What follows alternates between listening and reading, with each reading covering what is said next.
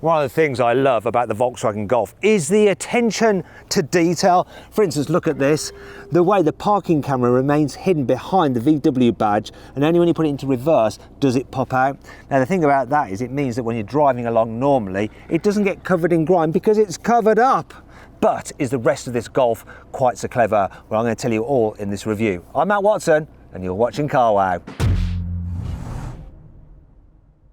I'm going to start off this video by talking you through the design of the Volkswagen Golf. So it's had a midlife facelift. It's hard to tell the difference really. It's still got that kind of slightly, yeah, I've got a headache look about it.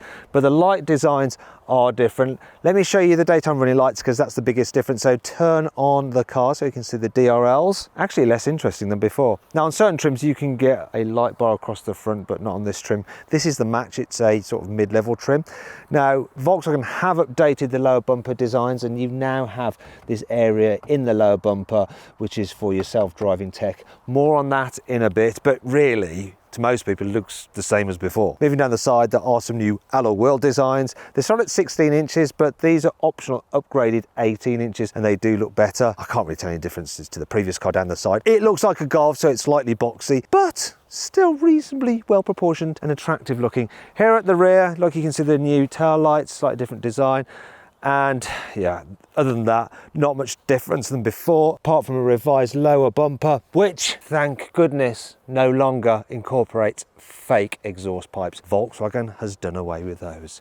In terms of the pricing, so the Golf range starts from £27,000, rising to 37, though you can save an average of £2,000 off one through CarWow. This particular car is the match version with the 1.5 litre engine with 150 horsepower and an automatic gearbox, and it costs around £30,000 before options, and on this car there's about £2,000 worth of options on top of that. Here on the inside there are some more significant changes than on the outside. For instance, while the overall dash design is the same as it was before, you do get a new large infotainment screen and it's standard on all models. Plus, it's more responsive than the old system, though there's still a bit of lag to it occasionally. I do like the fact that you can actually mix and match these shortcut buttons, so you press that and then you can choose a different one at their finish, and now you've got a shortcut to that. And I've got the assist system up there at the top, so I can touch it quickly to then turn off the lane keeping assist and the speed limit warner and all that kind of stuff, like speed limit, turn off, go, yeah, turn all that off, because otherwise when you're driving along it just beeps and bongs at you. All cars also now get the digital driver's display as standard as well, and you can change different views for it. I tell you what I really like.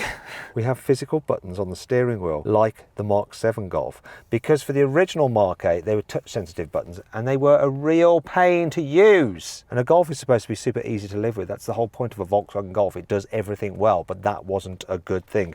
They've gone back to good old-fashioned buttons. I just wish they'd gone back to good old-fashioned buttons for the climate control, but no, you have these sliders here to change the temperature. You have to double tap to do the seat. Got this slider here to do the volume control, and if you want to do the fan you press that button to bring up that, and then you have to press on the screen, which is not ideal. Can I have some buttons back for this please, Volkswagen? At least these slider things here are now backlit so you can see what you're pressing at night. Okay, let me talk about some other things. So quality wise, yeah, it's alright here.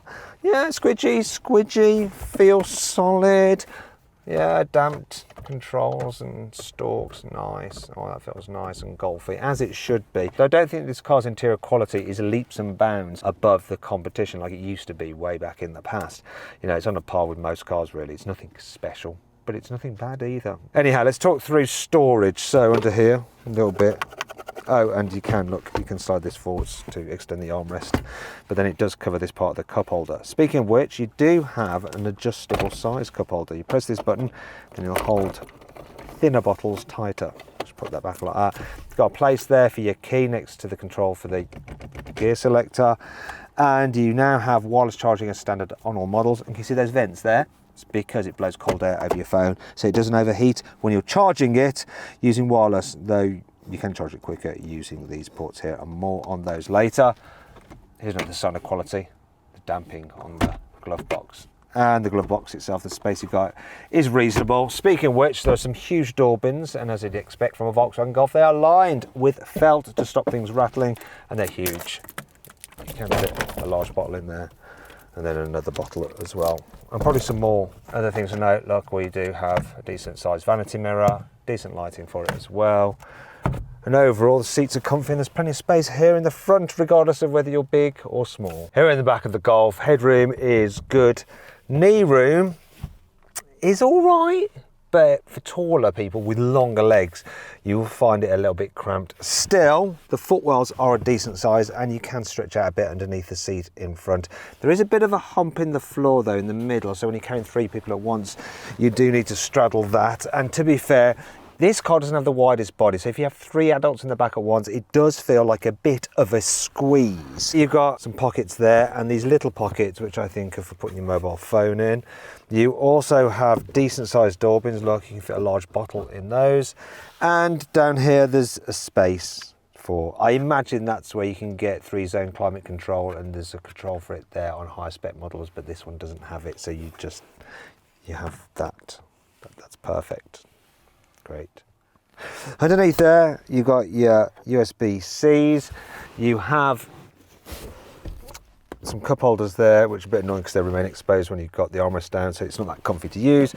But you do have some through loading, which is good. And look, you can see here the ISOFIX anchor points are really easy to get to. In fact, when it comes to fitting a baby seat, the doors open wide enough so it's not a hassle getting the baby seat in or locating those ISOFIX anchor points. However, with a bulky rear-facing seat, you might have to push the front passenger seat forward a little bit to make room for that rear-facing seat. The Golf's boot capacity is 381 litres, which is slightly bigger than that of a Mercedes A-Class and a Toyota Corolla. However, pretty much every other hatchback in this category has a slightly larger boot. Still, the Golf's boot is nice and square, which makes it very usable. Plus, there's not much of a load lip to lift stuff over.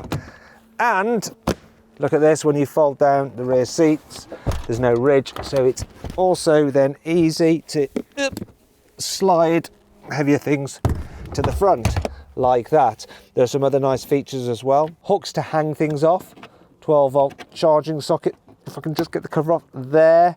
And look at these little grippers there, so when you lift that up, holds it in place. And look underneath here, check that out. The load cover is stored underneath the false floor, though it is quite a tight fit. Let's see if I can get it out. Come on. Oh, there we go. And then you have some extra storage underneath here.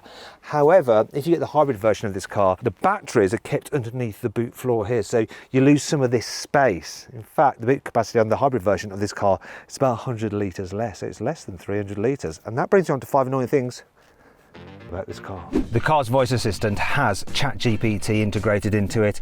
To activate it, you have to call it by the name Ida. Hey Ida, tell me a rude limerick about the Volkswagen Golf. Please say the address, starting with the city. Let's try that with proper ChatGPT. Tell me a rude limerick about the Volkswagen Golf. Okay, it's come back and it's quite rude. There once was a Golf smooth and tight, whose driver loved late night delight. He'd rev up its gears amid knowing cheers and ride it hard into the night. The rear windows do not go all the way down. I mean, they almost do. It's just a shame they didn't quite manage to make them go completely, so you can rest your arm on there without touching the sharp edge of the window. It's not sharp, but you know what I mean. It's not comfy that. The touch sensitive buttons on here for the stereo controls and the heating get really smudgy. Can you see, because the black plastic just marks it with fingerprints. Yeah. The front door bins actually extend all the way behind there. And the problem with that is that you put stuff in there, you accelerate, slides to the back, you forget about it, you go to check the door bins as you get out the car. There appears to be, look, nothing, there's nothing in there, right? And what you don't realise is that actually, all the way back there, your keys, and so you spend the entire evening hunting for them, not knowing that they were there all along. That hasn't happened to me, a friend told me about that. The definition of the reversing camera is really quite poor. It's like they're taking the camera from 2010. It's not all negative though. Here's 5 good things about this car. You can get 3 different suspension setups. There's normal, then there is a sport version which lowers the car by 15mm and you have uprated anti-roll bars and dampers. Then there's the off-road version which raises the suspension by 15mm and also includes some underbody protection. Also, unlike in the past where the smaller engine versions of the Golf used to get a basic rear suspension system, they now all get multi-link independent suspension for better handling and a smoother ride. You get adaptive cruise control as standard, so that'll automatically steer to keep you in lane and it will reduce the speed of the vehicle if there's cars slowing down in front of you, and it'll even like shunt you along in traffic. For instance, I actually have the cruise control engaged right now, and it thinks I'm in traffic. Well, it thinks that there's a motorbike parked in front of me. It's not, it's actually a human, but it's probably not expecting a human to be stood in the middle of the road like this. Actually, it's not a road, it's just a field. But you get the general idea, don't you? The USB-Cs have 45-watt charging capability, which means that you can actually charge a laptop now from the car. So if I plug this in, you will see, give me the little sign, there it is. You get ambient interior lighting as standard, and on high spec cars you get up to 30 different colours to choose from, and the colours are split between top and bottom part of the interior. So look, you can mix and match just as you like and just make it feel suitably ambient. Let's have it purple.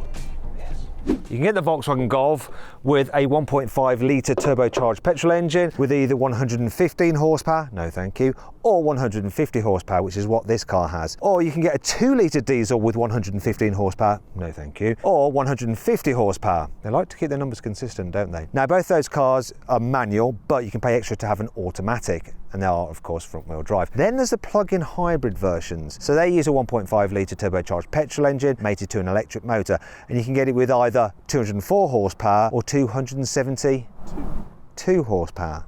Man over there with the facts. Anyway, where was I? Oh, plug-in hybrids obviously have an automatic gearbox as standard, and then there's the GTI and the R version, but I'll do separate reviews on those, so I'm not going to tell you about them here. Anyway, what version of the Golf should you get? So I've configured my ideal Golf, the engine and trim combination. If you want to see what that car is and the current saving through CarWow, click on the pop-out banner up there or follow the QR code on screen now using your phone.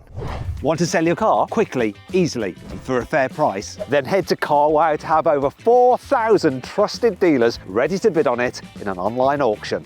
First, enter your car's registration to get an instant approximate valuation. Then, if you want to proceed, give us some more details and upload some photos, and we'll help you set a fair reserve price for your car. That's the minimum amount you'd be happy to sell it for. Once you've done that, we'll enter your car into an online auction. When the auction's over, we'll let you know the result, and the dealer with the winning bid will be in touch to arrange easy payment and free collection of your car. 93% of sellers surveyed said they got the price they expected or more through CarWow. The best bit is, it's completely free! I put a link in the description of this video and the pinned comment to take you directly to CarWow, where over 4,000 dealers are ready to bid on your car. Or you can just click on the pop-out banner that should be appearing in the top right-hand corner of the screen now. Alternatively, just Google "Help Me CarWow" and we will help you sell your car quickly, easily, and for a fair price. On with the video. One of the things I really love about the Golf is the fact that it's so easy to drive. So this is on the standard basic setup and it deals with bumps really well. A very, very comfy car. Then there's a driving position, which I think is excellent. I think you get a really good view forward, and you don't get much of a blind spot from this because you've got this extra little window there. Also, the door mirrors are not too big but not too small. The brakes are smooth. The only thing is that automatic gearbox is a little bit jerky sometimes at manoeuvring speeds. If you have the back window, really, really good. In terms of manoeuvrability, steering is really, really light, and the turning circle is 11.1 meters, which is good. Though the turning circle on a Ford Focus is slightly better, and click up there on the pop-out banner or follow the QR code on the screen right now to watch my video of that car. And if you've got the surround view cameras, it does help. Look, you can see I've just got so much space. Would have been different if cars had been parked on that road, as they sometimes are, but the cameras really help with that. Right, now let's check out how well this car picks up from 40 miles an hour. So I'm approaching a dual carriageway, national speed limit, 70 miles an hour. So I'm going to floor it. 3, 2, 1, go! Slight pause, then we're off. Pulls well, this engine. 70. That was actually pretty blooming good, that. The gearbox responded well enough. Bit of from the engine, but it wasn't too unpleasant. Quite a bit of road noise from these tyres. This surface is quite rough though, so it does really highlight that. But overall, really impressed with this. And it's very, very comfy as well. I like the seats. It's good for doing miles in this thing. It's also reasonably economical. So on a good run, I actually averaged 43 miles per gallon. The Golf is supposed to be the consummate all-rounder, so can it cope when you chuck it at some corners? Now, there's no sports mode to put it into, but I can put the gearbox into sport. In fact, I can change gears myself using the paddle, so let's give it a go. The thing I like about it is it might not be the sportiest feeling of these family hatchbacks, but it does everything you expect it to. So the amount you turn the steering wheel, it turns into the corner the exact amount you expect. Same with the brakes, you press them in a certain way and you'll slow down exactly as you expect. It's all very, very natural feeling, and that really gives you the confidence to push it quite hard. And with that in mind, it's also quite forgiving if you do go into a corner too quickly, cock it up and have to like brake or do something like that. Other cars might get a bit upset, but this one just seems to shrug it off. You can have fun in a Volkswagen Golf on a twisty road, even a middle of the road version such as this 1.5 petrol. Volkswagen says this version of the Golf will do 0 to 60 in 8.4 seconds. But let's find out for ourselves. There is no launch control, so I'm just going to lift off the brake and then floor the accelerator. Here we go. That's a pretty good launch.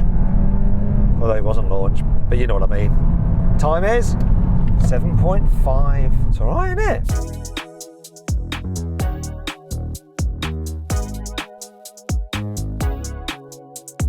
So then, what's my final verdict on the Volkswagen Golf? Should you avoid it, consider it, shortlist it, or just go right ahead and buy it? Well, I reckon you should shortlist it. There are competitors that are more spacious and more practical, and for a little bit extra money you can have a posher Audi A3, but it's still a great all-round family hatchback. Anyway, I hope you all enjoyed the video. If you did, give it a like. Let me know if you agree with my verdict in the comments below. Click on the video windows for some more videos, and on the CarWow logo to change your car the easy way. You can sell your current car through CarWow and buy your next one, and make sure you're paying a fair price for it. Thanks for watching.